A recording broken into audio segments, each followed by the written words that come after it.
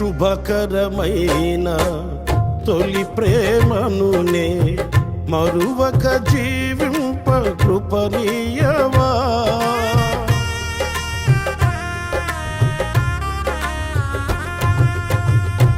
శుభకరమైన తొలి ప్రేమనునే మరువక జీవింప కృపనీయవా. కోవెలలోని కానుకనేనై కోరికలోని వేడుక నీవై జత కలిసి నిలిచి జీవింపదలచి కార్చితివి